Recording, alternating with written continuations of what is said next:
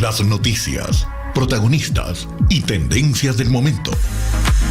César Miguel Rondón, en Conexión Radio. La voz que cuenta la historia mientras ocurre. Muy buenos días. Son las 9 en punto de la mañana de este jueves 14 de diciembre del año 2023. Y en este momento, a las 9 en punto de la mañana, usted está sintonizando en Conexión Radio por Éxitos 107.1 FM, la emisora del sur de Miami, territorio Éxitos. Usted también nos puede sintonizar en su teléfono celular a través de la aplicación Actualidad Media Group.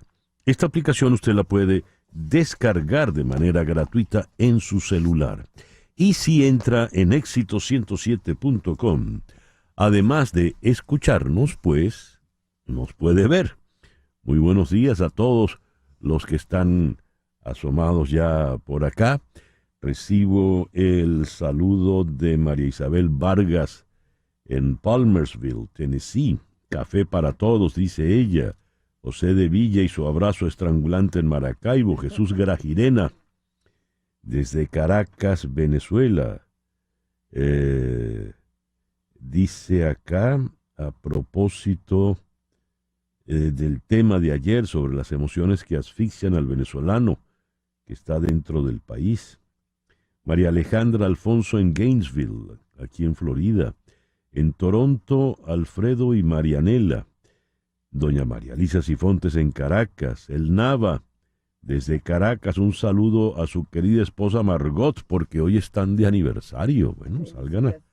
Felicitaciones. Salgan a celebrar. Saeda Bon en Orlando. Aleja González está en Caracas. Carlos Cuevas en Filadelfia. Guillermo Lozada en Johns Creek, Georgia. Elías Acevedo en Ciudad Bolívar. Edgar Bravo en Madrid, Pepita Zampera en Houston, Mimoniani en Bogotá, Arturo Rofrano está en Stratford, Connecticut, Josefina Soriano en Maracaibo. Bueno, en todas partes están. Muchísimas gracias por reportar la sintonía de En Conexión Radio.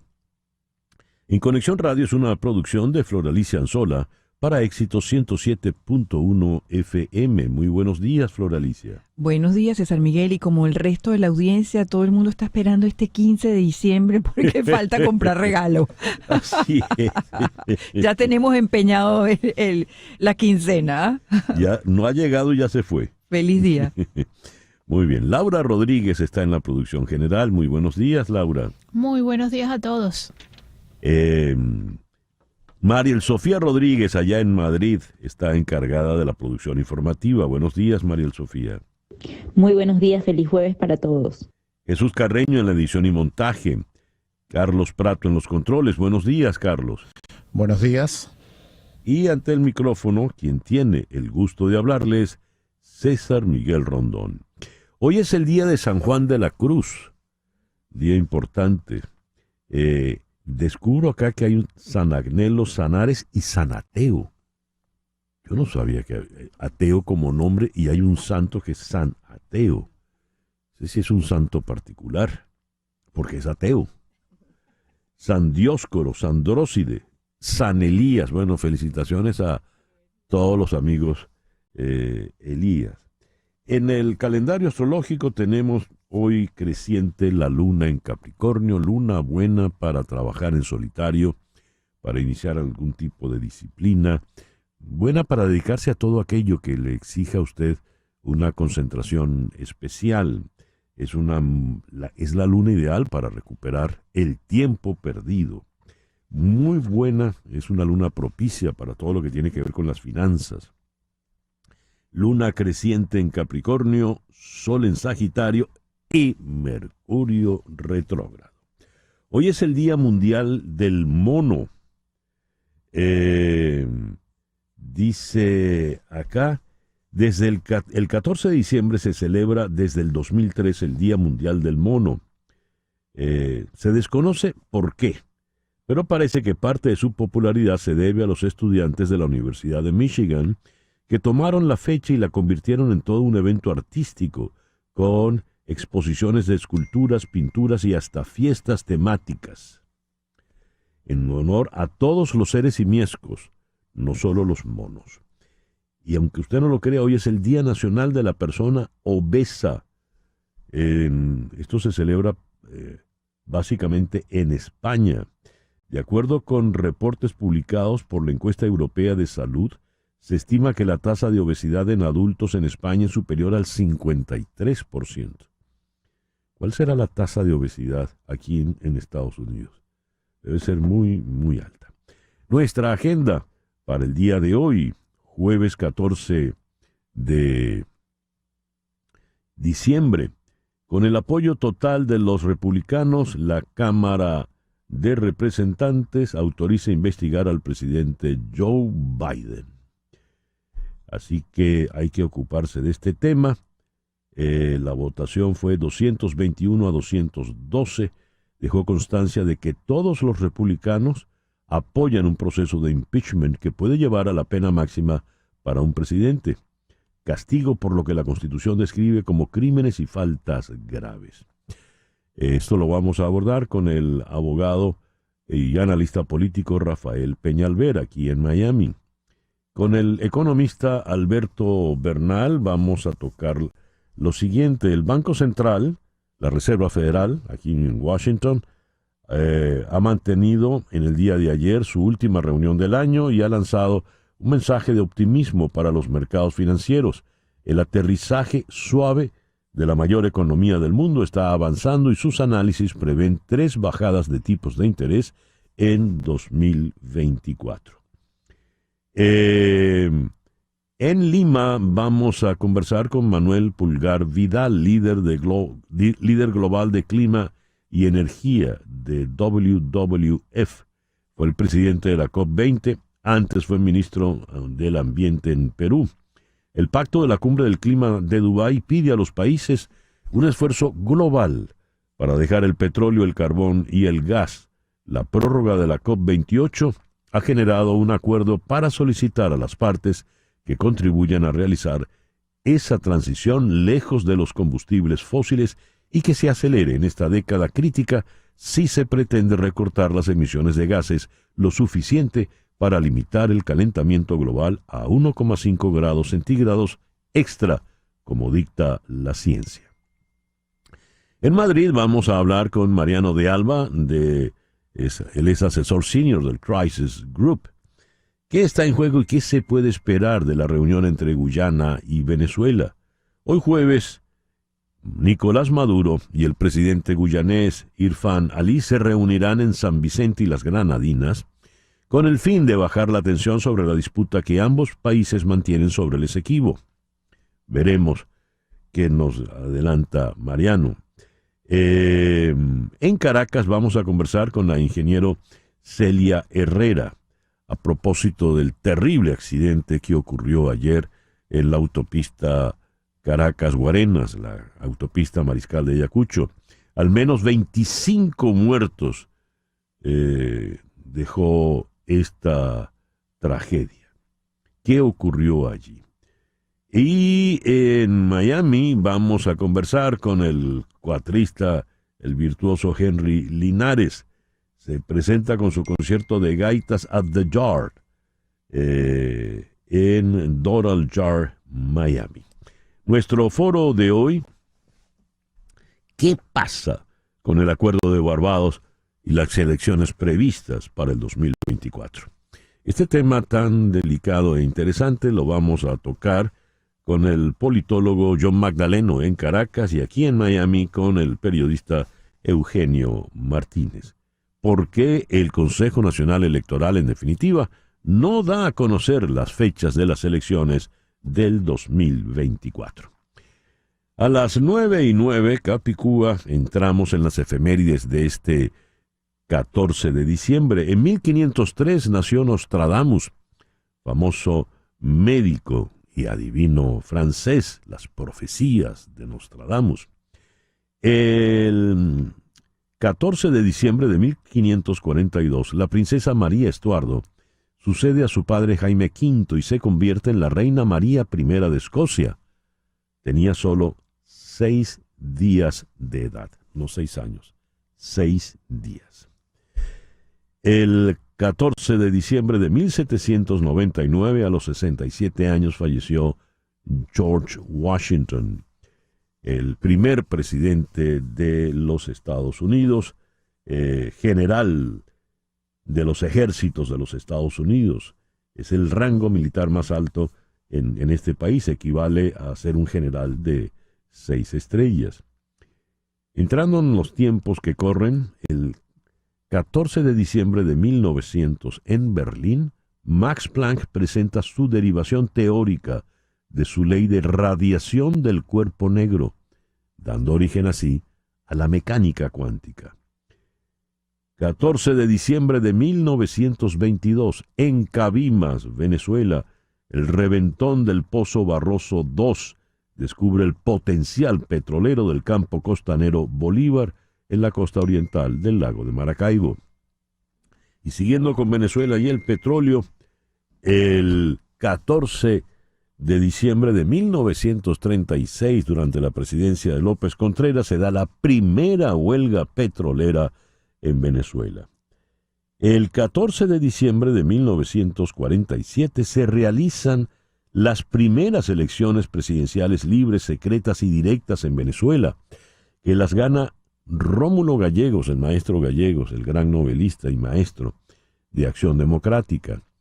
Sigue siendo a la fecha el votante que ha obtenido el mayor porcentaje de votos. Gallegos ganó con el 74% de los votos.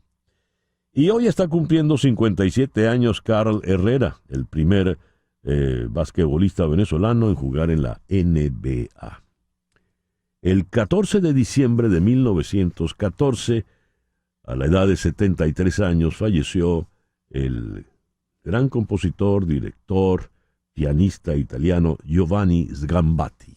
El 14 de diciembre de 1932 nació en Argentina el cantante Daniel Río Lobos. Río Lobos falleció en el año 92 a los 60 años. Y 3 años después, el 14 de diciembre, murió una de las grandes cantantes del jazz, Dinah Washington. Hacemos contacto con Hani Martínez Ward. Hani, muy buenos días. Muy buenos días, ¿cómo están? Y bueno, queríamos recordarle que nosotros estamos abiertos 24/7 a cualquier hora para si usted tiene un accidente. Y nosotros siempre le decimos, es mejor que usted haga esa llamada inmediatamente. Nosotros empezamos a lidiar con los seguros, abrir los reclamos, hablar con ellos, porque lo que queremos es que usted haga hacer valer sus derechos inmediatamente. Si hay la posibilidad de una renta de un auto, usted recibe la renta del auto. Si hay la posibilidad de arreglar su carro de primero, pues entonces le damos prioridad. Y eso es lo que queremos hacer, que no un accidente no le dañe el resto de la semana o el resto de los días por no tener su carro, por no tener un auto de renta, ya que en Miami no se puede estar sin auto. Así es. Por ello, tenga usted en la memoria de su teléfono móvil, de su teléfono celular, el teléfono de Hani Martínez Ward, el número. ¿Cuál es ese número? 855-DOLOR-55.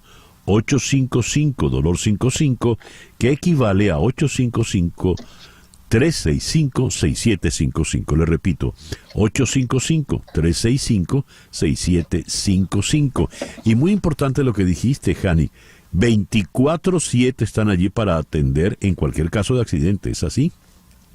Exactamente, y no le cobramos un centavo a usted, podemos ir a visitarlo hasta su casa, puede venir hasta nuestras oficinas de Miami Lakes o en 10 minutos por teléfono. Cuando usted nos contrata desde el principio va a tener un mejor resultado. Por ejemplo, acabamos de cerrar un cliente que nos llamó desde la escena del accidente, siguió todos nuestros pasos y pudo obtener, después de su tratamiento médico, $120,000 por sus lesiones y ahora quiere comenzar su nuevo negocio con esa compensación monetaria. Mira qué interesante esto. A ver, Hani, cuando tú dices usted no tiene que pagar nada, pero siempre hay que pagar algo, ¿quién paga? Bueno, sí, no es que trabajamos de gratis, es que a usted no le cuesta nada. ¿Por qué? Porque el seguro del culpable es el que paga el gasto de abogado. Usted nunca va a pagar nada. El seguro del culpable paga el gasto de abogado cuando ganamos el caso, y si no ganamos el caso, no se preocupe, usted tampoco nos debe absolutamente nada. Muy bien. Repito los teléfonos de Hani Martínez Ward. 855-DOLOR-55, 855-DOLOR-55, que equivale a 855-365-6755, 855-365-6755. Hani, muchísimas gracias. Muchas gracias. Hani Martínez Ward, abogada de accidentes. El editorial con César Miguel Rondón. Informa un despacho de AFP desde Caracas. Los presidentes de Venezuela, Nicolás Maduro, y Guyana, Irfan Ali, llegaron hoy jueves a San Vicente y las Granadinas para mantener una reunión en medio de crecientes tensiones por la vieja controversia territorial entre ambos países. Vengo a buscar por la única vía que hay, la vía del diálogo y la negociación, soluciones efectivas. Palabras de Maduro al anfitrión Ralph González, el primer ministro quien le recibió. Esta reunión es promovida por la CELAC y el CARICOM, y los analistas estiman que esta cita ayudará a desescalar las tensiones. Pero, ¿qué se puede desescalar? Por ejemplo, esta nota nos dice: Maduro impulsó un referendo consultivo el pasado 3 de diciembre, en el que se aprobó crear en la región una provincia venezolana y dar la nacionalidad a sus habitantes. Guyana calificó la consulta como una amenaza directa. Por esa consulta es que Nicolás Maduro, al llegar a San Vicente, dice: vengo con un mandato del pueblo de Venezuela, con una palabra de diálogo, con una palabra de paz, pero a defender nuestros derechos. Va y viene, porque ese mandato del pueblo de Venezuela, en realidad, ¿sobre qué se sustenta? A esta fecha, cuando hablo, el 14 de diciembre, no sabemos todavía los resultados puntuales, reales, de esa elección que se dio hace 11 días. El CNE no ha informado nada. La impresión generalizada es que no fue nadie a votar. Fueron muy, muy pocos los votantes. Eso le da a Nicolás Maduro el mandato del pueblo de Venezuela. Por ejemplo, a efectos del régimen, si solo hubiese votado Maduro y su gabinete, él lo habría estimado como mandato del pueblo de Venezuela. Y dice que va con una palabra de diálogo y de paz, pero sus primeras reacciones fueron precisamente bélicas. Maduro celebra la cita como un gran logro para abordar de manera directa la controversia territorial. Ali negó que el tema territorial esté en la agenda y dijo que todo esto se va a resolver es a través de la Corte Internacional de Justicia, de forma tal de que van con intereses completamente distintos. El guyanés va a bajar el tono bélico de amenaza que le ha lanzado Maduro. Maduro va en esa mesa caribeña a tratar de resolver pues la disputa. Aquí consultan al embajador Sadio Garavini y dice Garavini: creo que no va a salir nada sustantivo en términos de la reclamación territorial, pues la posición de Guyana es que no hay conversaciones bilaterales sobre el tema. Porque eso está en la Corte Internacional de Justicia. Los intermediarios probablemente van a tener que buscar algo para que Maduro no salga del encuentro sin nada, dice Garavini, quien ve factible una declaración en la cual se diga que van a bajar la escalada, que van a seguir conversando para bajar las tensiones. En principio es muy, muy positivo que se reúnan y que hablen. Pero, ¿saldrá algo concreto de esto? Si cada uno va a hablar lo suyo, veremos. 9:22 de la mañana. Una pequeña pausa y ya regresamos con las noticias más importantes de este jueves 14 de diciembre. Continuamos en breve con César Miguel Rondón en Conexión Radio por Éxitos 107.1 FM. Y a las 9:25 vamos con las noticias más importantes del día de hoy.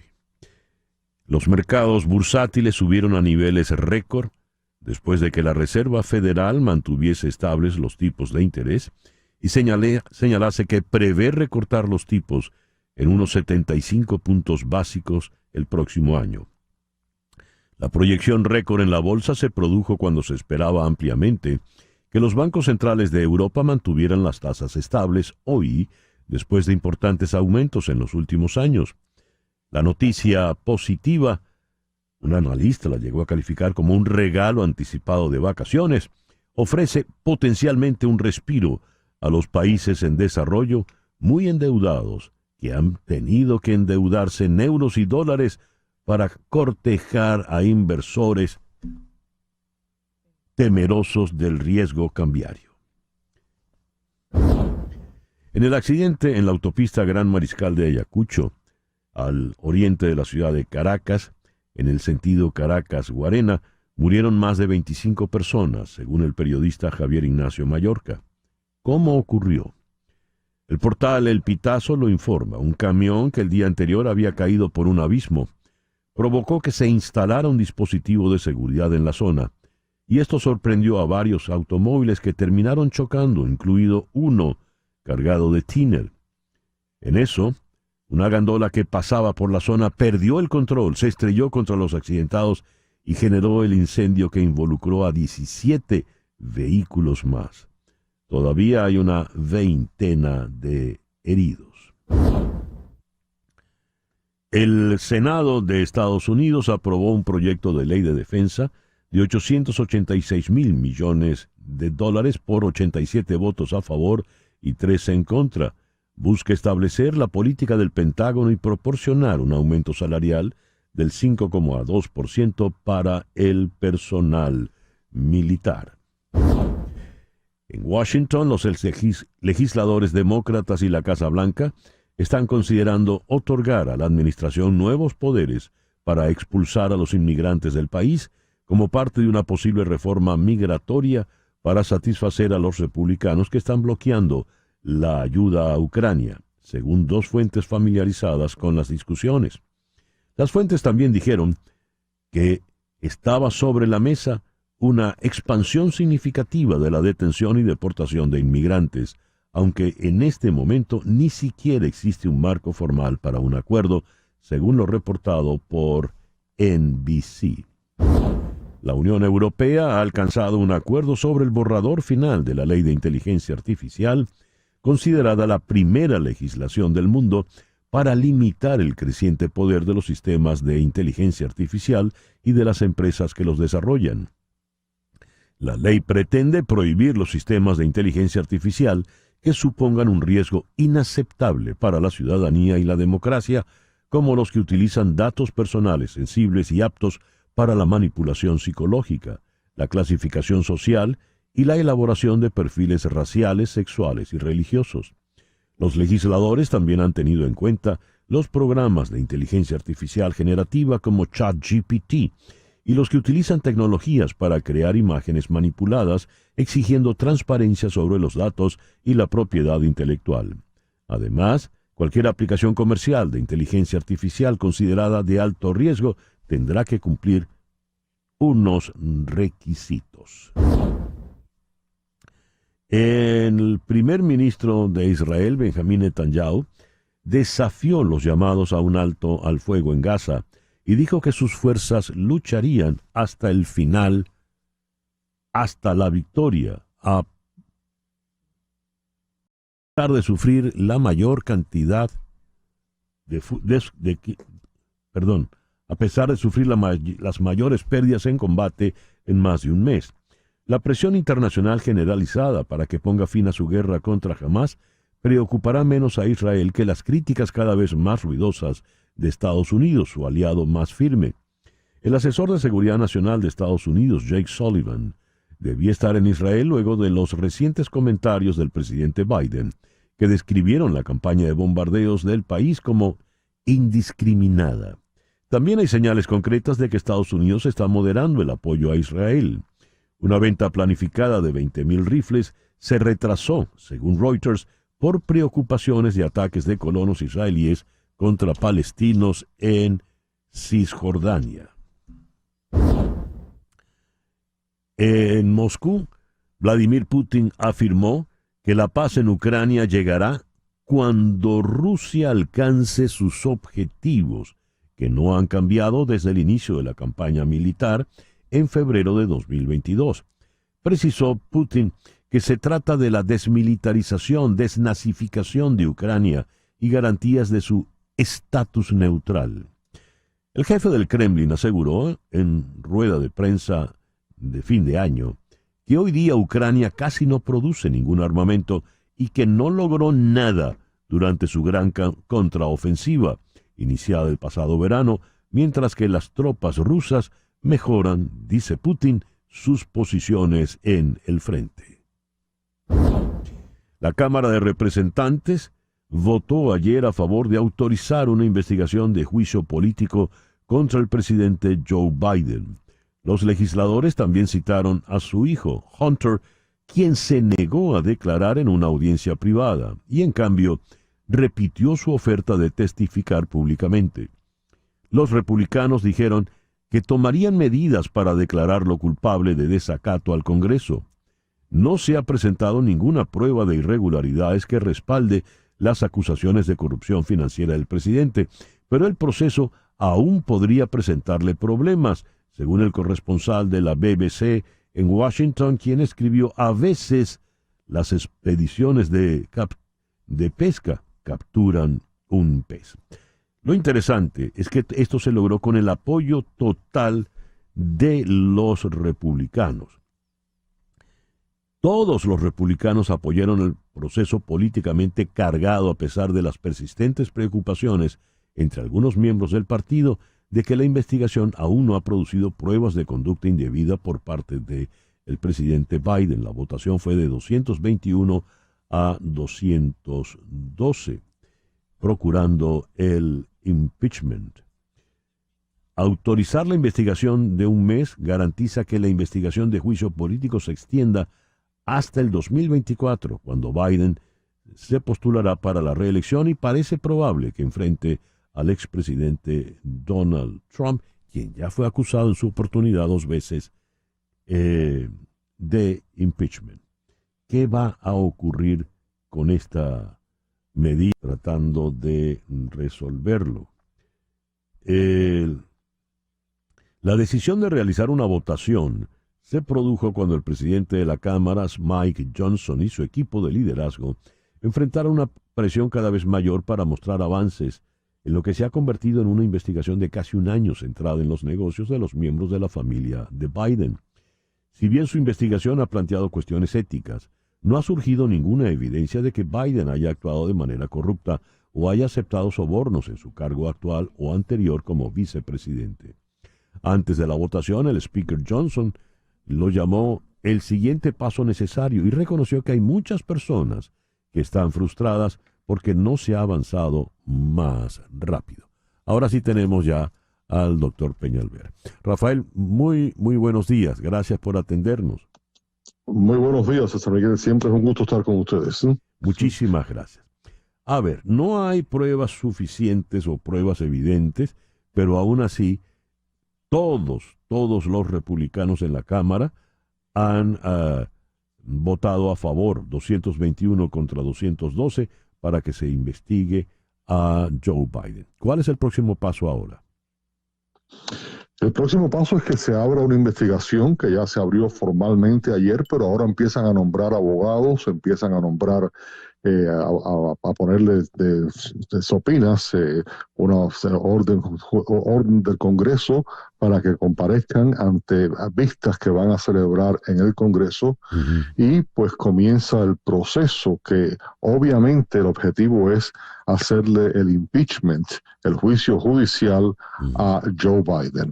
Lo que pone en peligro este proceso es que aún dentro del Partido Republicano, a pesar de que ayer el voto fue unánime para empezar esta investigación, dentro de los rangos del Partido Republicano hay muchos congresistas que están diciendo hasta ahora no veo evidencia para proceder con el impeachment, con el juicio judicial.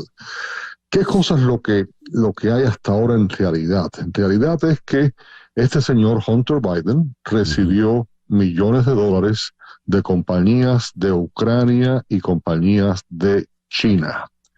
Y lo que se pone en sospecha es qué calificaciones tenía Hunter Biden para haberse sentado en el board de directores de estas compañías y que le pagaran esta cantidad de dinero. Eso es hasta ahora lo que hay. Ahora, ¿por qué a una persona como él, que admite que estaba en cuestiones de adicción de drogas en esos momentos, se le pagaba esa cantidad de dinero? Eso pone dudas, desde luego, cuando uno considera que el padre era vicepresidente de los Estados Unidos en ese momento. Ahora, no hay evidencia alguna hasta ahora de que el presidente Biden haya influido para que nombraran a su hijo en esos puestos, ni que haya recibido dinero alguno de los dineros que recibió Hunter Biden. Pero sí hay esa nube que está sobre todo este proceso que no se puede tapar con un dedo. A ver, pongamos el caso más extremo, el peor de los casos. Se procede al impeachment. ¿Qué ocurre si estamos ya en año electoral y Biden aspira a la reelección? Pues se pondría un voto en la Cámara de Representantes que tendría que ser un voto mayoritario. Los republicanos tienen los votos para hacerlo si todos los republicanos se mantienen unidos, como lo hicieron ayer, para proceder y hacerle un impeachment al presidente Biden. Entonces, ese impeachment iría a un juicio en el Senado, donde hay mayoría republicana, y para destituir al presidente haría falta 2/3 partes del Senado, cosa que no creo que jamás vaya a pasar, porque la mayoría republicana en el Senado, únicamente que hay una evidencia de soborno abierto, de pagos recibidos, eso cambiaría todo el escenario, pero de lo contrario, volvemos a la situación donde la Cámara de Representantes presenta un encauzamiento, como lo hizo 2 veces en el caso de Trump, y ese encauzamiento muere en el Senado, porque en el Senado no van a haber las 2/3 partes, 67 senadores que tuvieran que unirse para votar en contra de Biden y destituirlo. Esto más que nada, César Miguel, esto es una situación, un show político. Hasta ahora todo lo que yo veo es un show político, tratando los republicanos de poner algún tipo de similitud entre lo que enfrentó Trump cuando le fue encausado 2 veces, pero más que nada poniendo un tipo de que si Trump está bajo encausamiento penal en este momento y tiene 91 causas en contra de él, pues Biden también tiene sus problemas, y eso es lo que están tratando de venderle al electorado norteamericano. Acuérdate que el electorado norteamericano no es un electorado de mucha complejidad política, y lo que están leyendo hoy es que la Cámara abrió un impeachment inquiry, y muchas personas van a pensar que eso es un impeachment. Así que es todo un show político muy superficial hasta ahora, porque llevan 1 año en el Congreso tratando de establecer algún tipo de evidencia de que el presidente Biden estuvo directamente involucrado en los negocios de su hijo, y no lo han logrado. Y no solamente el año de investigación en el Congreso, sino que hubo un fiscal especial que estuvo investigando estos casos por 5 años, y al final de esos 5 años, ese fiscal especial lo que ha presentado es una demanda en contra de Hunter Biden por no haber pagado impuestos. Ya. De manera que en el peor y más extremo de los casos, aun si en la Cámara de Representantes procede el impeachment, eso no evitaría que Biden se pudiese postular a la reelección. Para nada. Él se puede postular a la reelección y sería un juicio en el Senado, pero volvemos al punto. Lo que están buscando, en mi opinión, los republicanos, es que mientras estén dando el juicio penal de Trump por haber tratado de dar un golpe de Estado, por haber abusado todas las instituciones, por haber tratado de paralizar el traspaso pacífico del poder, con lo que sucedió el día 6 de enero. Mientras que ese juicio esté andando en contra de Trump, los republicanos quieren que haya otro juicio andando simultáneamente en el Senado en contra de Biden. Y que el electorado se vea en una situación donde, bueno, entonces Trump no es tan malo porque Biden también está bajo juicio. Sí. Rafael, muchísimas gracias por estos minutos en la mañana de hoy. Mucho gusto. El doctor Rafael Peña Alver, abogado y analista aquí en la ciudad de Miami. 9:42 de la mañana, una pequeña pausa y ya regresamos en Conexión Radio por Éxito 107.1 FM en Miami. En un momento regresamos con César Miguel Rondón en Conexión Radio por Éxitos 107.1 FM. Sintonizas a César Miguel Rondón en Conexión Radio por Éxitos 107.1 FM. Son las 9:45. Contratar los servicios de un abogado de inmigración es un asunto serio porque establecerse en Estados Unidos requiere de trámites que debes realizar solo con abogados con mucha experiencia y conocimiento del sistema. Y ese es el caso de las abogadas de Canelo Fadul Immigration. Ellas son especialistas en todo tipo de visa y suman más de 55 años de experiencia, asesorando desde la solicitud de la visa hasta la obtención de la residencia y posterior ciudadanía. Si necesitas asesoría para inmigrar y establecerte en Estados Unidos, llama al 844-8MIGRAR, 844-8MIGRAR, que equivale a 844-864-4727. Di que llamas de mi parte y la primera consulta será gratis. También puedes llamar a inmigraya@canelofadul.com. Canelo Fadul Immigration, reputación, confiabilidad y efectividad. El Banco Central de los Estados Unidos, la Reserva Federal, ayer tuvo su última reunión del año y dejó un mensaje de optimismo para los mercados financieros. Alguien lo calificó como un regalo de vacación adelantado.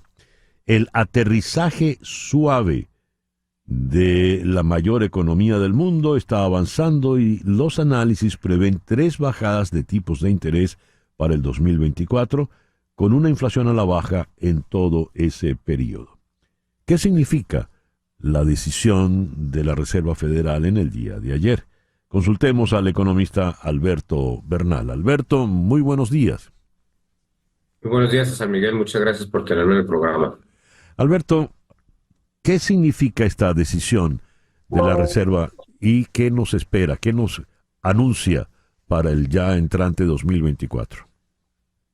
A ver, yo creo que es importante que la audiencia entienda una cuestión. El Banco Central de Estados Unidos se reúne 10 veces al año. La reunión de ayer fue la última del 2023 y realmente no tomaron ninguna decisión. Mantuvieron exactamente igual las tasas de interés. Y lo que hicieron fue publicar un comunicado donde la Reserva Federal básicamente nos da a entender qué es lo que están viendo, qué es lo que están pensando. Para nosotros es muy importante, digamos, para nosotros los analistas, los que seguimos muy de cerca lo que hace la Reserva Federal, es muy importante la semántica, lo que utilizan ellos, las palabras que utilizan ellos, las frases que utilizan ellos para entender hacia dónde quieren ir o qué están pensando, que pueda pasar con la política monetaria.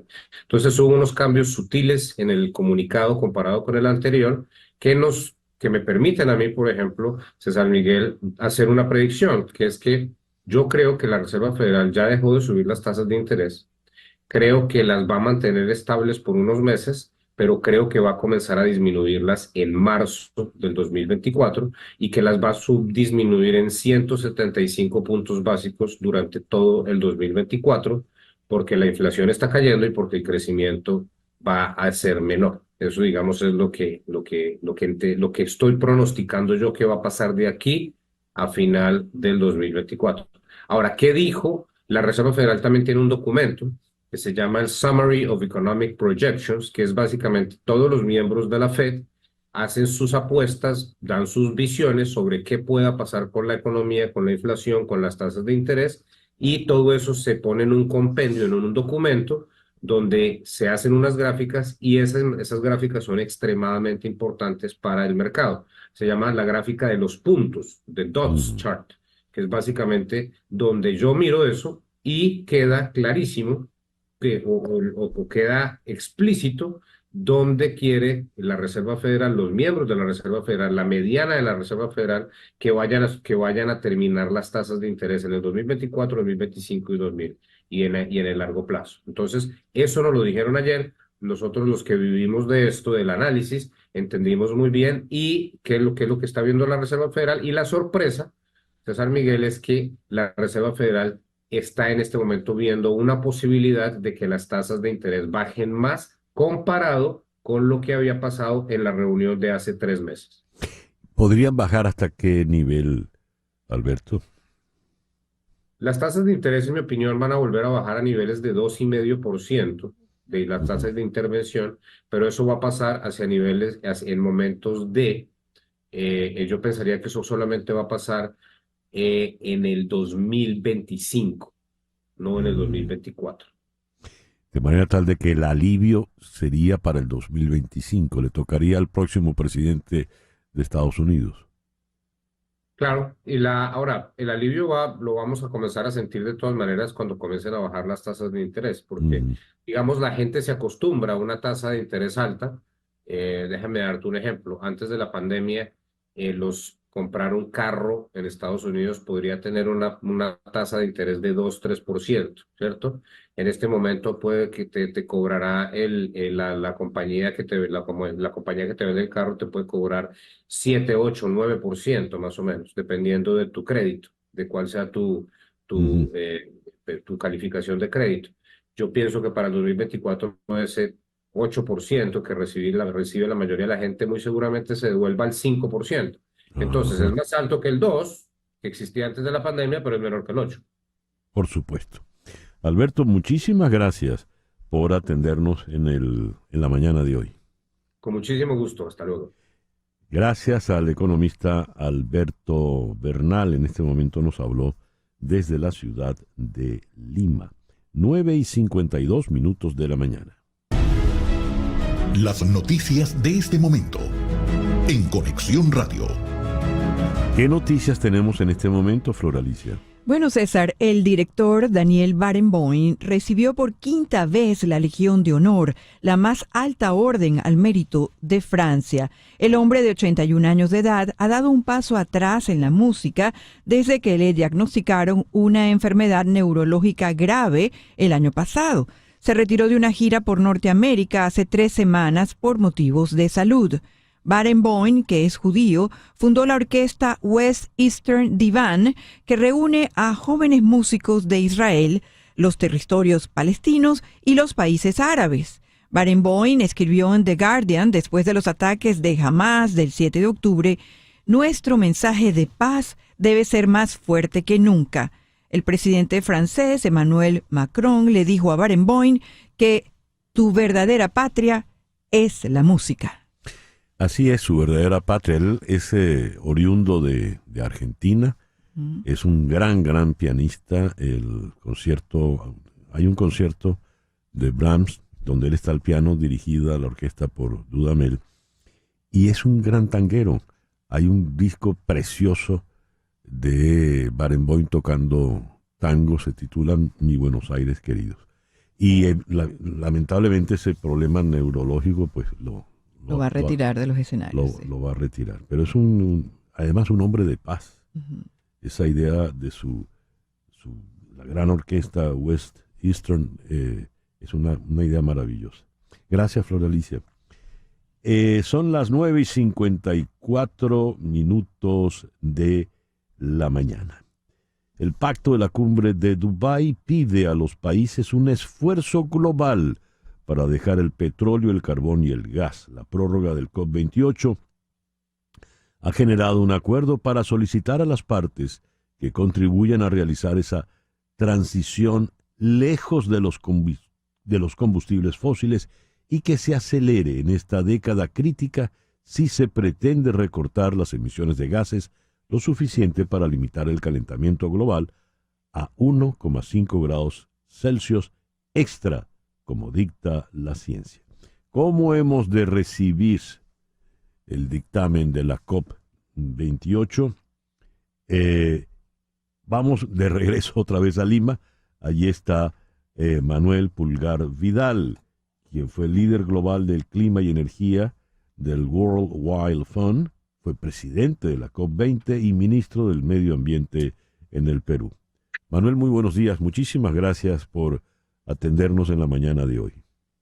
Muy buenos días, César Miguel. Un placer estar con ustedes para discutir y analizar los resultados de esta COP28 en Dubái. Hemos leído comentarios muy optimistas. ¿Hay motivos para ese optimismo? Yo creo que sí. Recordemos que llegamos a la COP28 con muchas críticas y muchas dudas.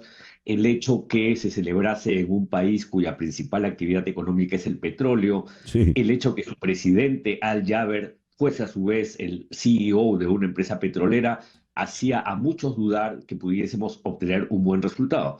Sin embargo, la COP28, en lo que se ha denominado, el documento se denomina el Consenso de los Emiratos Árabes Unidos, por primera vez, de manera clara, César Miguel, habla que tenemos que caminar una transición o transicionar para dejar atrás los combustibles fósiles. Uh-huh. Pero a su vez este paquete de transición energética incluye algunos otros elementos que en un momento más puedo complementar. Leo que la decisión de Dubái no cambia el hecho de que el mundo no va por buen camino, según dijo Inger Andersen, directora del Programa de Naciones Unidas para el Medio Ambiente, pidiendo un mayor apoyo financiero a los países pobres para la transición energética. Me gustaría un comentario suyo sobre lo que dice la señora Andersen. Efectivamente, no estamos encaminados en el proceso. Hay que recordar, César Miguel, que esta COP tenía como tarea central analizar y aprobar lo que se denomina el balance global. Ese fue el mandato del Acuerdo de París. ¿Y qué cosa es el balance global? No solamente es un estudio de la situación, cómo estamos, sino a su vez un conjunto de medidas para que el siguiente ciclo de planes climáticos sea más ambicioso y nos ponga más alineados a cumplir con la meta de 1.5. Por lo tanto, en la primera parte, el estado de la situación, es cierto, no estamos alineados al cumplimiento de esta meta. Las emisiones se siguen incrementando, la temperatura se sigue incrementando. Tú hablaste, César Miguel, de la década crítica o década decisiva. Sí. Si no cumplimos con medidas urgentes hoy, de aquí al 2030 vamos a sobrepasar la meta del 1.5 y sabemos cuáles son las consecuencias a través de eventos climáticos extremos que ello tiene. Pero el hecho que haya un paquete de transición energética más sólido, que por primera vez se haya hablado de transicionar para dejar atrás los combustibles fósiles, es una buena señal. Muchos señalan que esa frase implica el inicio de las acciones, que obviamente nos tomarán tiempo y serán muy complejas y habrán cierta resistencia, pero el inicio de un proceso para dejar atrás la era de los combustibles fósiles. Y creo en ese sentido que ello va a ser posible. ¿Hemos progresado en esta COP? Sí hemos progresado. ¿Hemos logrado todo lo que estimábamos? No. Nunca es posible obtener un paquete que incluye finanzas, que incluye adaptación, que incluye pérdidas y daños, transición energética, naturaleza, formas de implementación. Siempre hay algunos vacíos. pero en esta parte que es la central, porque es la transición energética, la transición central para no sobrepasar la temperatura, sí hemos avanzado. ¿Cuán alcanzable es la meta del 1,5 grados Celsius? Es alcanzable, pero aún la ciencia, porque en la pregunta anterior justo reflexionábamos que no estamos alineados, es alcanzable en su fecha final, 2050. Ya. Pero el temor es que en ese camino podamos tener un sobrepase, lo que en inglés llaman el overshoot. ¿Qué implica eso? Que si sobrepasamos el 1.5 de aquí al final de la década, no es que vamos a detener las acciones, pero el costo de esas acciones va a ser mayor. El cambio tecnológico va a tener que ser más urgente, va a tener que ser más intenso, para usar la palabra correcta. Por lo tanto, yo sí creo que al 2050, siguiendo este proceso de manera ordenada, podemos cumplir la meta, pero en el camino es todavía posible que tengamos un sobrepase y eso se siga reflejando en eventos climáticos extremos. Es por ello que se llamó a esta década la década decisiva, porque los científicos coinciden en que son las acciones de esta década las que pueden cambiar la trayectoria de las emisiones, porque las emisiones ya se incrementaron a partir del inicio de la revolución industrial de quema de combustibles fósiles a la fecha en 1.2 grados. Es decir, el crédito que tenemos, ese saldo remanente de 0.3, también llamado el presupuesto de carbono, es muy pequeño. Y eso obliga a César Miguel a una decarbonización intensa, a un cambio tecnológico, a un cambio que sea transformacional en energía, en ciudades, en industrias, pero también en tierra, bosques, suelo y todo aquello que implican emisiones que en el trópico, por ejemplo, en América Latina son tan intensas. Una última pregunta. Dice un viejo refrán, del dicho al hecho hay mucho trecho. El trecho no voy a plantear la posibilidad de un cementerio gigantesco de automóviles a motor, de combustible, pero llegar a las metas más urgentes de esta década, ¿cuándo lo podríamos ver? Yo creo que estamos viendo una transición real. Yo creo que, por ejemplo, ya que hablaste de automóviles, hay una incidencia clara en el incremento de la electrificación del transporte. Hay una incidencia clara en el cambio tecnológico de algunas industrias. Pero probablemente César Miguel sea importante en este programa decirlo. Creo que una de las regiones que no ha entendido este proceso es América Latina. América Latina, salvo con algunas excepciones, como puede ser Chile, como puede ser Colombia, como puede ser Costa Rica, creo que ahí me quedo, no entiende que este es un proceso económico donde el sistema está cambiando. Y acá, esta es una frase muy importante. No tener responsabilidad climática no implica que te va a sancionar el Acuerdo de París. El Acuerdo de París no tiene un capítulo de sanciones, te va a sancionar la economía. Los países de América Latina que no entiendan el cambio significativo que se está dando en el sistema van a tener una pérdida estructural, de acuerdo a CEPAL, de aquí al 2050 del 25% del PBI. Basta ver el cambio transformacional que está haciendo Europa para darte cuenta que no tener responsabilidad climática va a impedir que nuestros productos de exportación a Europa entren.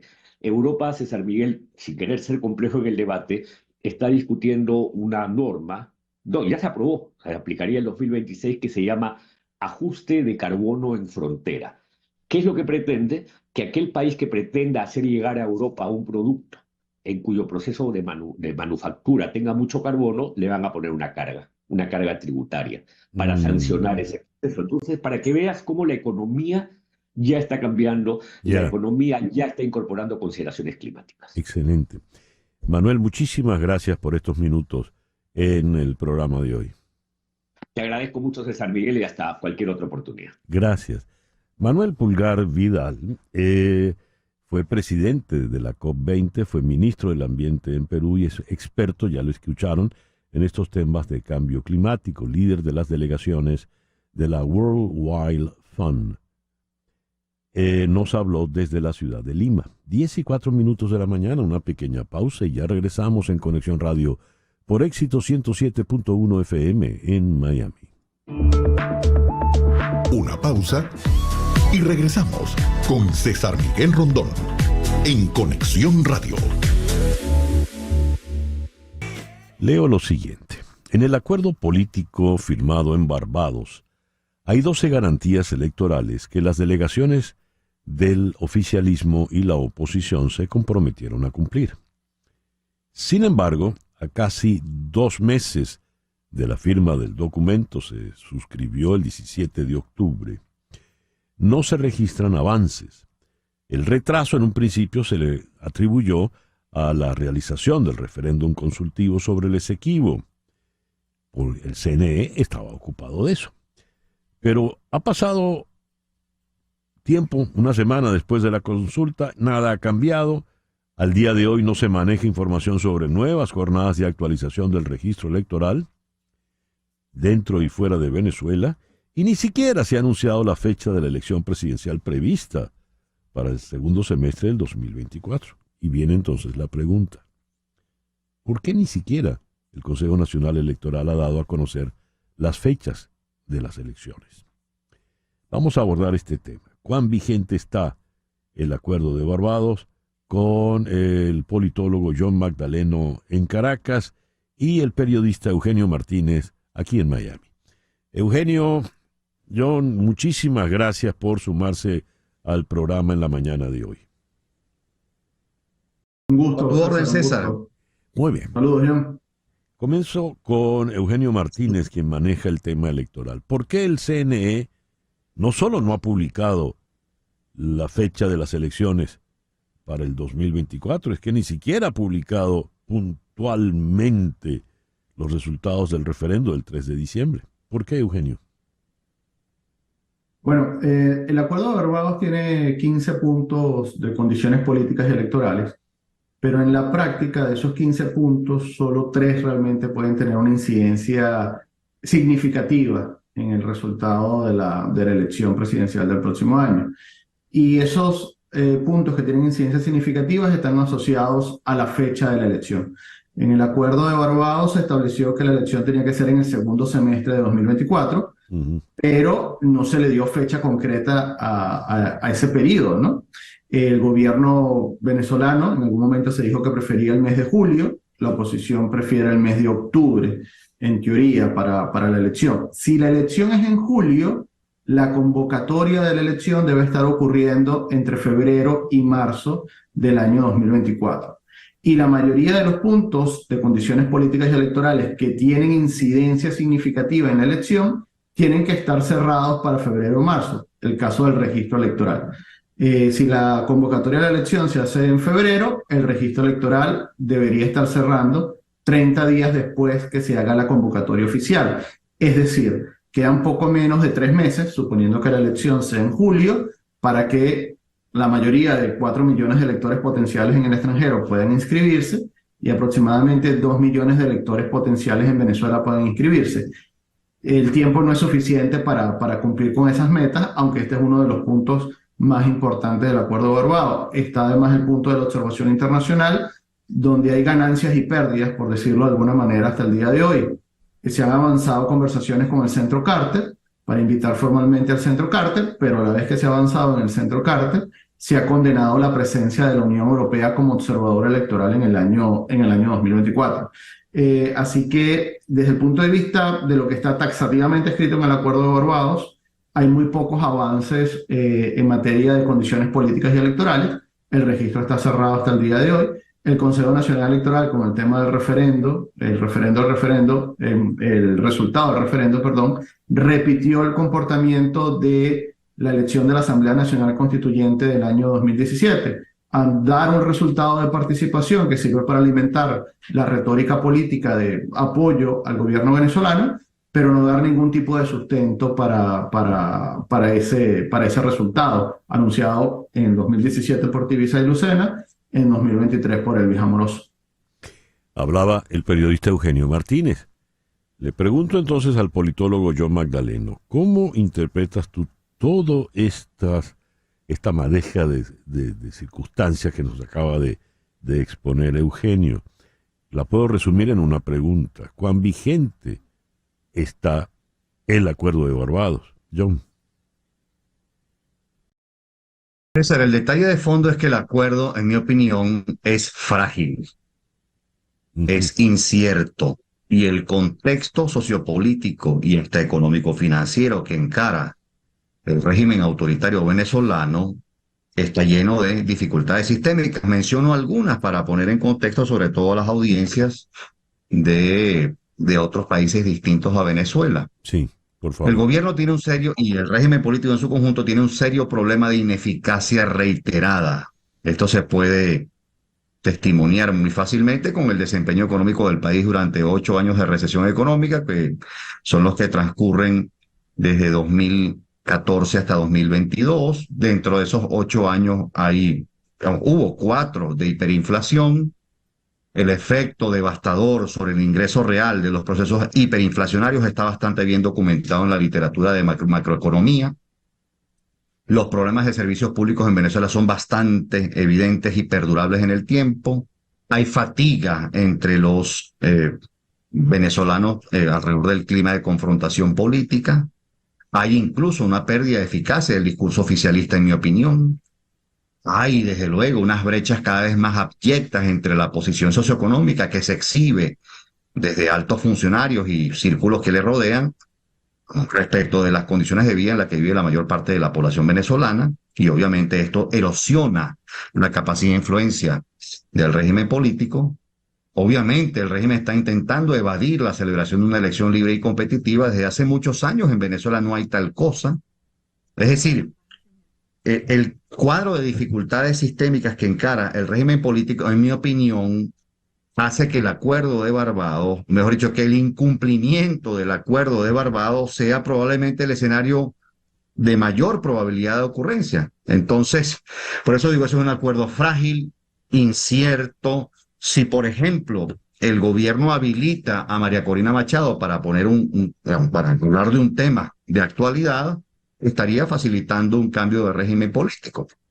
Si el gobierno celebra algo parecido a una elección semicompetitiva, muy probablemente una mayoría se exprese y esto significa el inicio de una transición a la democracia. Y se sabe que los costos de salida de factores de poder vinculados a regímenes de esta naturaleza son elevados. De forma tal que, me temo, hay muchas tentaciones que empujarán al gobierno al incumplimiento de algunos de los términos del acuerdo de Barbados. Tentaciones, has dicho, John. Interesante. Ahora, se corre la voz de que todo este calentamiento del problema con el territorio Esequibo, toda la reclamación, las amenazas, hoy llega a San Vicente Maduro diciendo: tengo el voto del pueblo venezolano, un mandato del pueblo venezolano, que según los resultados de ese referendo, al margen de lo que haya dicho el CNE, pues no pareciera que son realmente un mandato. Pero en todo caso, ¿compran ustedes? La pregunta se la voy a formular en primer lugar a Eugenio. ¿Compras, Eugenio, la tesis de que todo este embrollo, este alboroto, este enredo del problema Esequibo es para poder decretar un estado de excepción o de conmoción nacional que evite la convocatoria de elecciones en el 2024?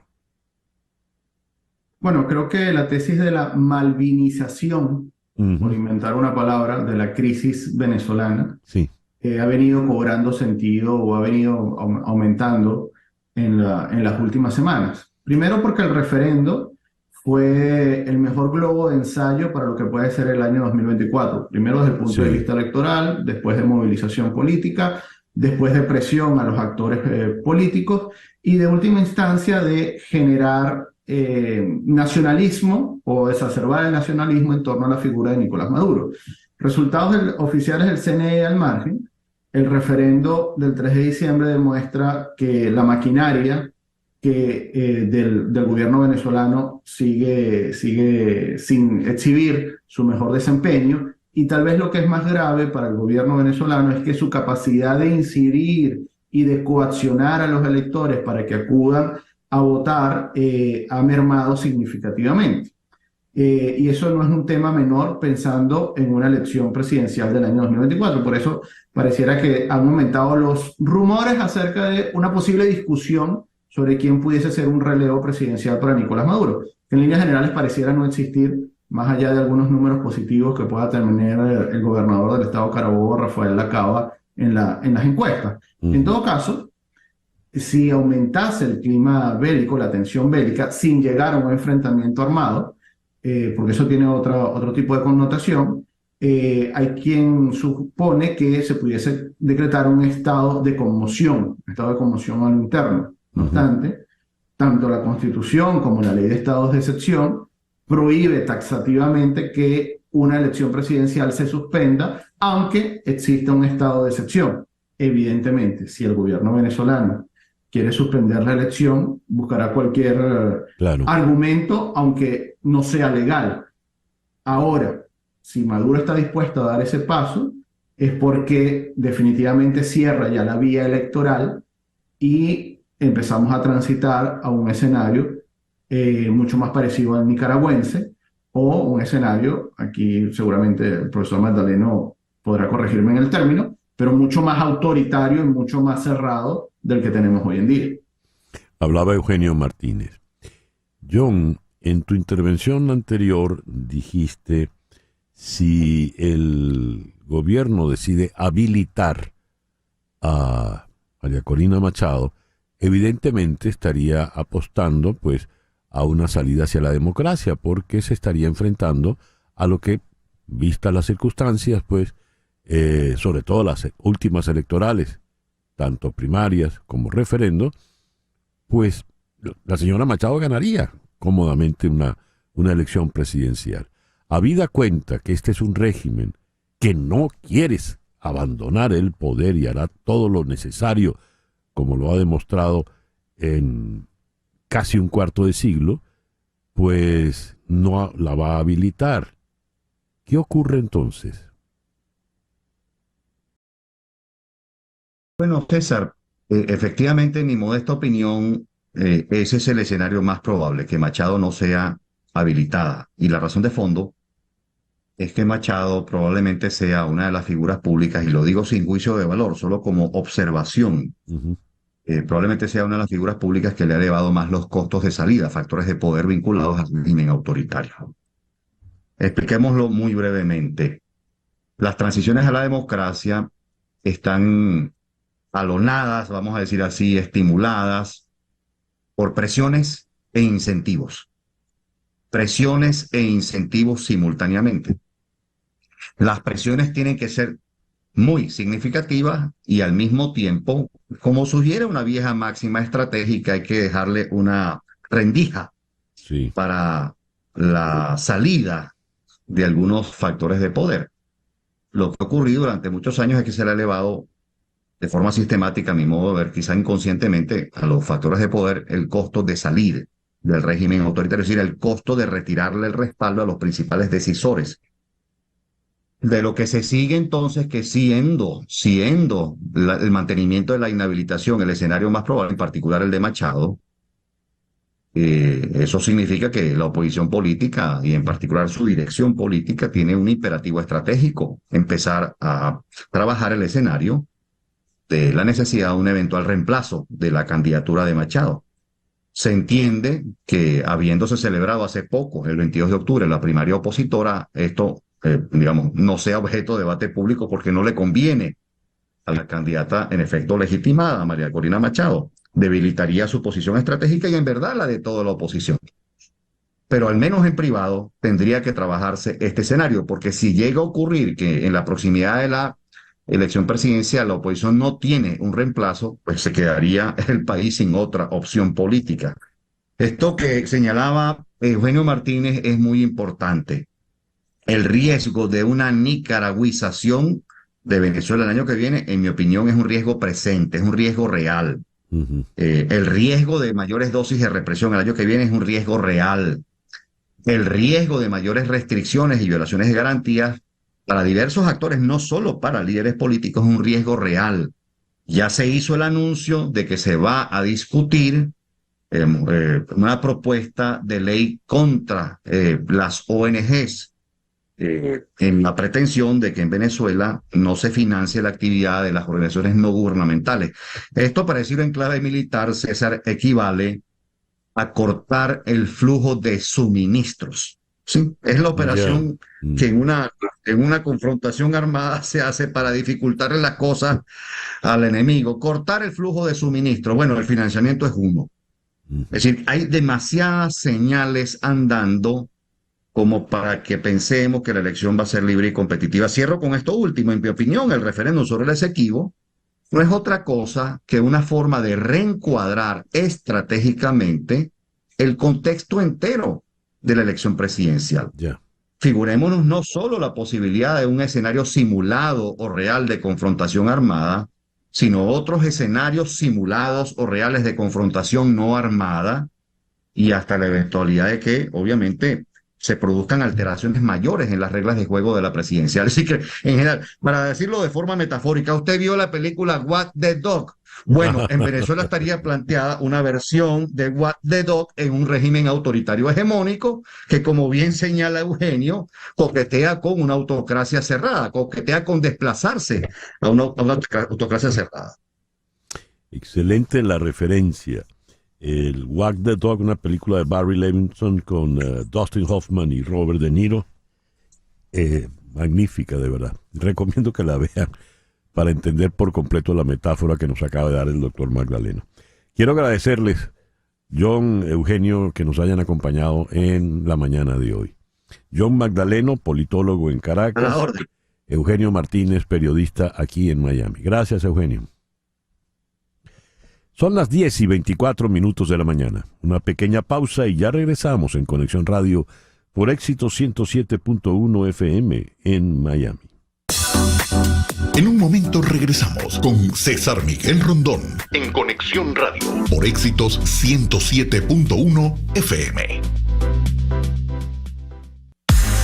Estamos en Conexión Radio con César Miguel Rondón. Son las 10:27. Prepárate para manejar la tendencia en South Day Kia, tu concesionario de confianza con el mejor servicio al cliente.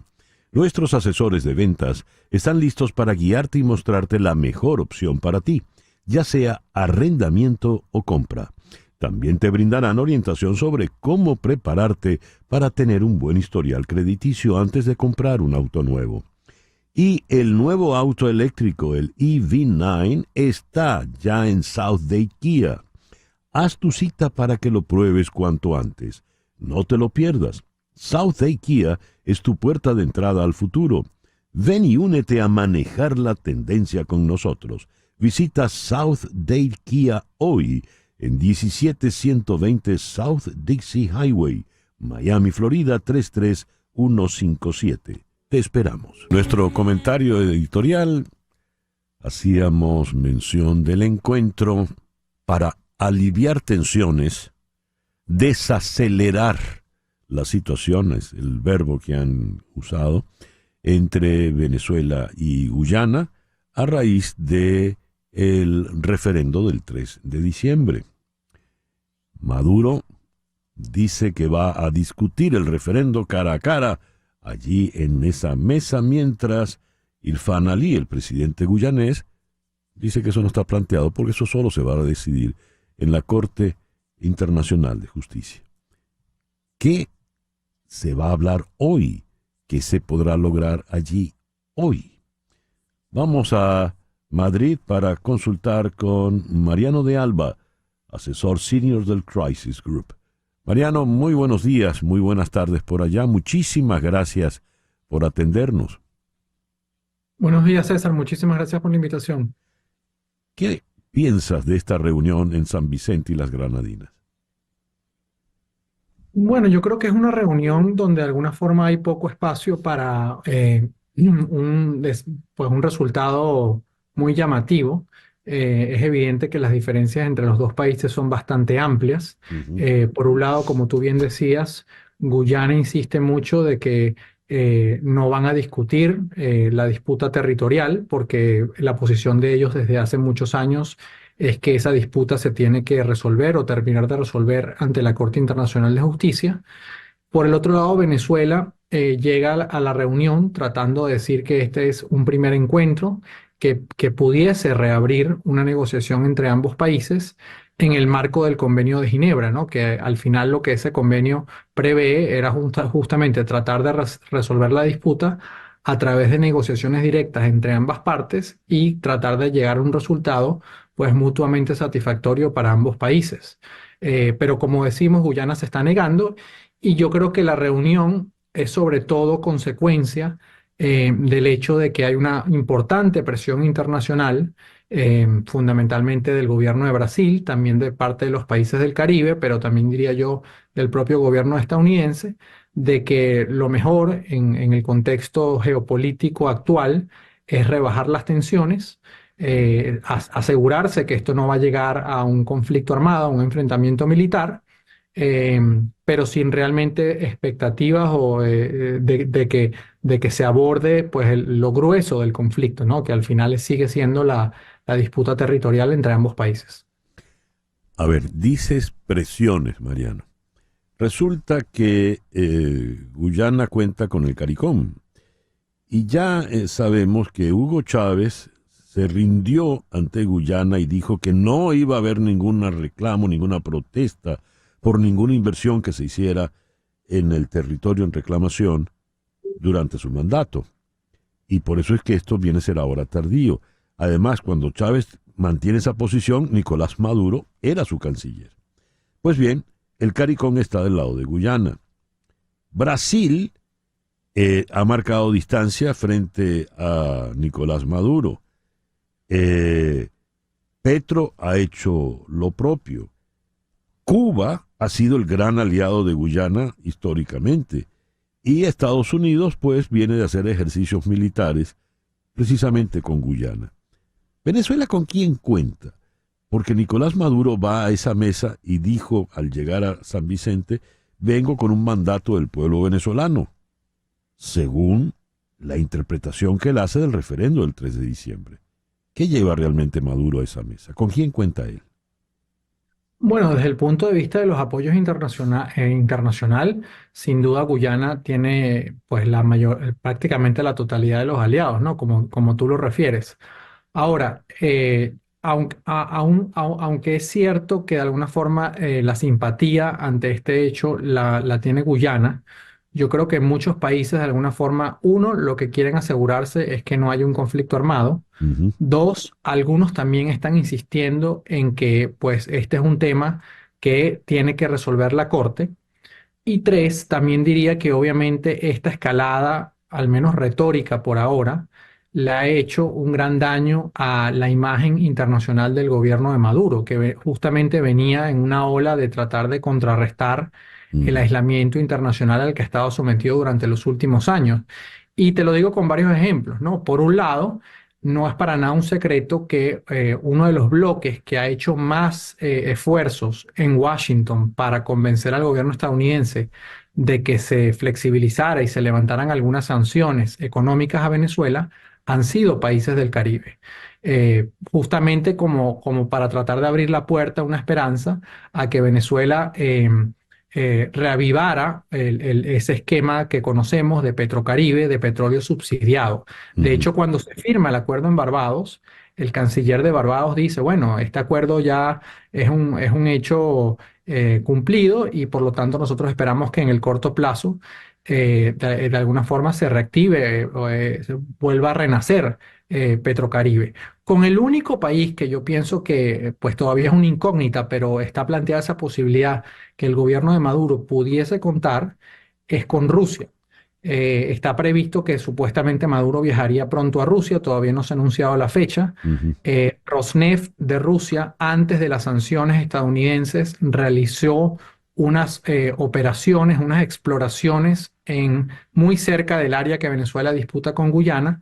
Por lo tanto, yo estimo que el gobierno de Maduro pudiese tratar de convencer a Vladimir Putin de que pues, Rusia nuevamente se involucre allí y apoye a Venezuela, ¿no? Algo que además pues, Moscú vería con buenos ojos porque le daría otra herramienta de negociación geopolítica, ¿no? De cara a Estados Unidos y de cara a Europa, vista la guerra en Ucrania. Pero esa es una posibilidad teórica que creo que hay que considerar, pero por ahora no se ha concretado.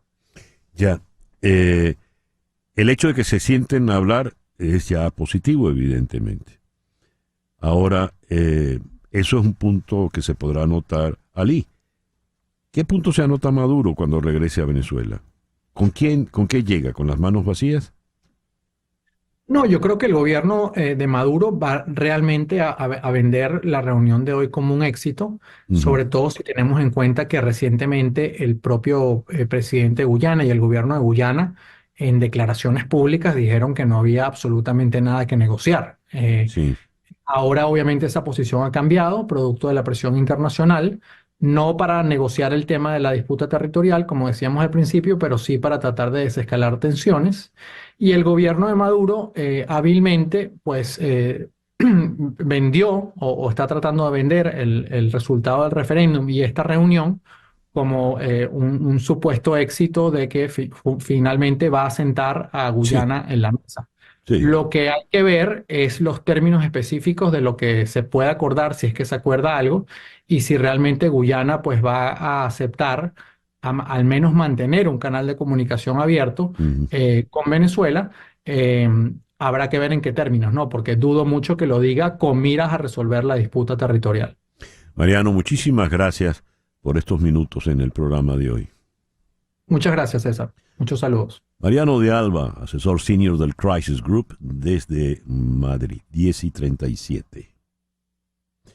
Vamos ahora a Caracas, donde en la línea telefónica está la ingeniero Celia Herrera, presidente de la Sociedad Venezolana de Ingeniería de Transporte y Vialidad. Celia, muy buenos días. Muchísimas gracias por estar con nosotros. Buenos días, hasta Miguel. Uy, que te oigo muy mal, Celia. A ver. Buenos días, Celia. Buenos días, ¿me escuchan? Te escucho muy mal. Hay que llamar. Espera un segundito, ya te vamos a Laura ya va a hacer de nuevo el contacto. Con Celia Herrera queremos hablar el tema del accidente ayer en la autopista Caracas-Guarenas. Esta es una autopista que está muy maltratada, sin ningún tipo de mantenimiento, y es importantísima porque es la que conecta a Caracas, la capital, con el oriente del país. Al menos 25 muertos por el choque de camiones en la autopista a Guarenas. Y entre los vehículos involucrados estaba uno que trasladaba una sustancia inflamable, lo que ocasionó un fuerte estallido. Según información aportada, ya tenemos a Celia. Celia, buenos días. Buenos días, disculpen los problemas de conexión. No te preocupes, no son culpa tuya, Celia, por favor. Celia, ¿qué ocurrió ayer en la Caracas Guarenas? Una suma de eventos catastróficos, de verdad.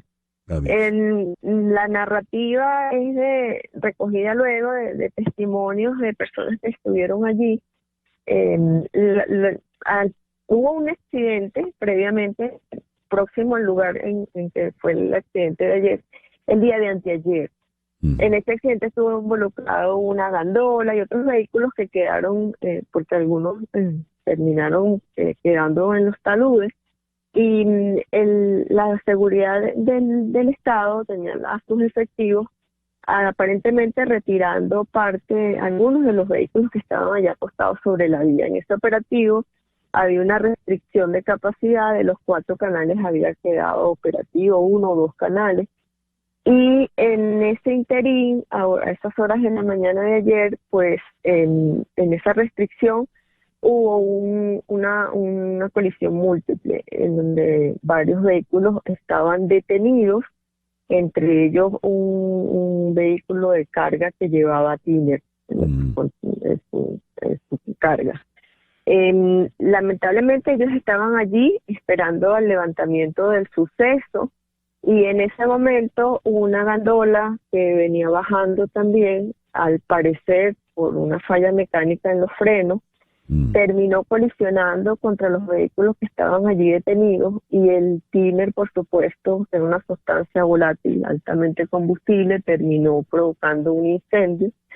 Y la lamentable tragedia que hemos tenido hasta este momento, las cifras extraoficiales hablan de 18, 20 fallecidos, unos 9 personas lesionadas que están siendo atendidas en centros asistenciales. Así también hay una persona de la que se está pidiendo tratar de ubicarla porque está desaparecida y aparentemente también estaba dentro de las proximidades de donde ocurrió el suceso de ayer. Pues la verdad fue una suma de cosas porque también los usuarios reportan que ha habido labores de repavimentación en el sitio. Hay trayectos en que la carpeta se ha levantado, han hecho escarificación, se llaman, en procesos de repavimentaciones, y por supuesto eso genera unos desniveles y unos resaltos que se convierten en cierta peligrosidad para las personas que pueda esto ser una situación inesperada y tener una maniobra errada, ¿no? Por eso es realmente muy lamentable toda la situación, y que una cosa tras otra, una suma de desaciertos terminó en esta tragedia. Celia, ¿se ha podido evitar esta tragedia? Sí, definitivamente sí. Por lo que relatan los usuarios que se han quejado de los resaltos, los desniveles por las repavimentaciones, las labores de repavimentaciones tienen que ser avisadas, advertidas, con señales temporales una semana antes a los usuarios, advirtiéndolo a través de las redes. Hoy día hay demasiados medios por los cuales informar. Hay que colocar señalización temporal. Hay un capítulo completo del Manual Venezolano de Dispositivos de Control de Tránsito para la colocación de dispositivos, marcas sobre el pavimento, señales verticales. Hoy día tenemos pantallas LED que pueden tener mensajes en tiempo real de lo que está pasando. Cuando se hacen restricciones de vía, desvíos temporales o cualquier cosa, hay que colocar personal, banderillero, con vestimenta que lleve material retroreflectivo para hacerlos visibles. Hay que coordinar con las autoridades los operativos. En Venezuela se han restituido en buena medida los peajes. En los peajes tiene que haber control de carga, dimensiones de la carga que sean apropiadas. Hay que verificar que las cargas estén debidamente colocadas, que no haya cargas excéntricas. Desde la ley hay revisión técnica de vehículos obligatoria que debe ser anual. A los conductores que se les otorga una licencia es equivalente a otorgarle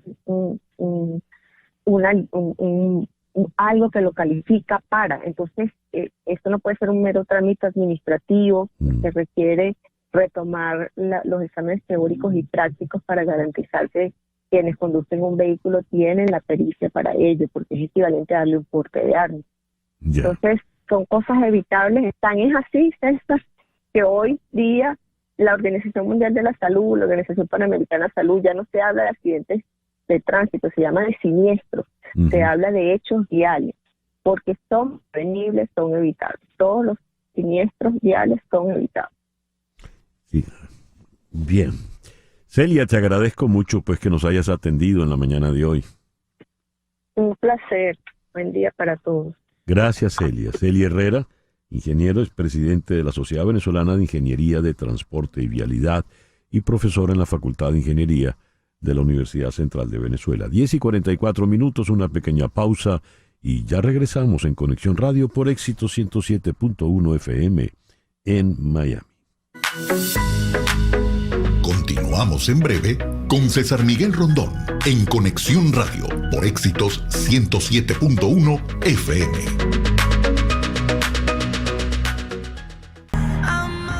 Vamos ahora a las gaitas at the Yard. Esto es algo a lo que nos está invitando el virtuoso cuatrista barquisimetano Henry Linares. Henry, muy buenos días, ¿cómo estás? Buenos días, César Miguel, buenos días a todos los que te ven y te oyen. Qué alegría compartir contigo en esta fecha, la mejor fecha del año, la Navidad. Muy bien. Cuéntanos, Henry, ¿qué vas a hacer en Gaitas at the Yard? Esto va a ser, bueno, tenemos ya 3 años celebrando en el Doral Yard. Es un lugar riquísimo, donde es encantador, donde, bueno, se venden churros, heladitos, se come rico, se la pasa bien.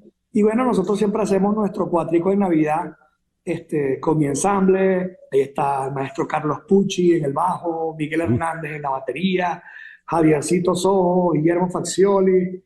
Ahí hay más gente que una película romana también para poder tocar las gaitas, ¿no? Entonces tocamos gaitas, aguinaldo, damos la bienvenida al Niño Jesús con nuestra gaita. Tratamos de conquistar esa esencia venezolana, esa Navidad venezolana la traemos a este hermoso país que nos abrió las puertas, que es los Estados Unidos. Muy bien. ¿Y esto cuándo va a ser, Henry? Tenemos la Navidad del Doral Yard, va a ser el próximo 22 de diciembre y el fin de año lo vamos a hacer el 30 de diciembre en el mismo sitio, el Doral Yard. ¿A qué hora? Para que estén pendientes nuestros. A las 7 de la noche comienza a sonar esa gaita. Muy bien. Aguinaldos, villancicos, y hacemos parte de la música que hacemos en el disco de Un Cuatrico de Navidad. ¿Y Doral Yard dónde queda, Henry? Queda en el pleno centro del downtown del Doral, en pleno corazón del Doral. Es un espacio muy rico, ¿sabes? Tiene buena acústica, hay buen sonido, buena iluminación. Y bueno, y si el clima nos favorece, podemos llevarnos nuestro suétercito como estamos ahorita, ¿no? Aquí. Sí, sí, porque de repente hace frío. Te veo armado ahí con tu cuatro poderoso. Con mi cuatro, cortesía de mis buenos amigos de Ideal Music, que siempre me respaldan. Y bueno, detrás tenemos el precioso arbolito que nos acompaña esta mañana. Muy bien. Regálanos algo ya para despedir. Claro que sí.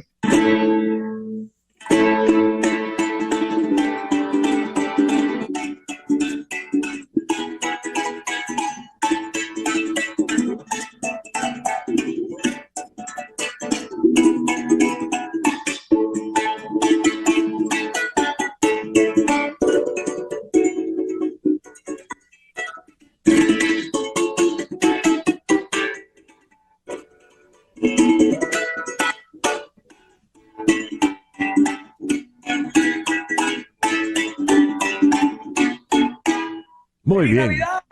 Feliz Navidad. Nos vemos entonces el 22 de diciembre en Doral Yard, concierto Gaitas at the Yard con el virtuoso Henry Martínez. Gracias, Henry. Henry Linares. Henry Martínez es el compositor, Henry Linares Tremenda comparación, gracias. Gracias, Henry. Y el reloj nos dice 10:52 de la mañana. Las noticias de este momento en Conexión Radio. Ya para cerrar, ¿qué tenemos, Flor Alicia? Bueno, César Miguel, como tú sabes, el tema del olfato para mí es algo fundamental. Y aquí está ocurriendo algo que me parece maravilloso. Una enciclopedia de olores financiada por la Unión Europea espera registrar los hedores y fragancias de la historia de Europa. O de Europa planea identificar referencias a olores en la literatura y el arte europeos desde el siglo XVI hasta principios del siglo XX y ayudar a los museos a recrear esos olores para dar vida a épocas de la historia de una manera más vívida. Los relatos de testigos olfativos históricos se utilizan para guiar la narrativa olfativa a través de olores relacionados con temas tan diversos como el futurismo o la peste. Un miembro del equipo de O de Europa le dijo a la revista Smithsonian que trabajar con el olfato abre formas completamente nuevas de pensar sobre la experiencia del tiempo en el pasado y también en el presente. Esto me parece interesantísimo. Maravilloso. Y me parece interesantísimo porque el olfato de nuestros 5 sentidos siempre está ignorado. Ignorado en el cine, ignorado en la literatura, ignorado en todo. Y el olfato es determinante.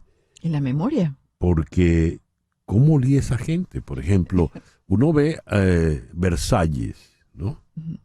Y entonces uno ve a esas gentes tan elegantemente vestidas. Pero resulta que no había baños en Versalles. Entonces ¿a qué olían?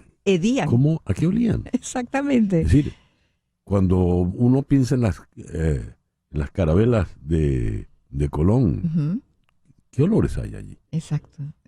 Bueno, y porque, fíjense, ya Laurita pone cara de asco, pero los olores son vitales. En las batallas, en las guerras. No, y en todo, en todos los momentos. Será maravilloso ver esa enciclopedia de los olores. Excelente, sí. Gracias, Flor Alicia. Son las 10:55. Y así con Rod Stewart nos vamos por el día de hoy. En Conexión Radio fue una producción de Flor Alicia Anzola para Éxito 107.1 FM, con Laura Rodríguez en la producción general, Mariel Sofía Rodríguez en la producción informativa, Jesús Carreño en la edición y montaje, Carlos Prato en los controles y ante el micrófono, quien tuvo el gusto de hablarles, César Miguel Rondón.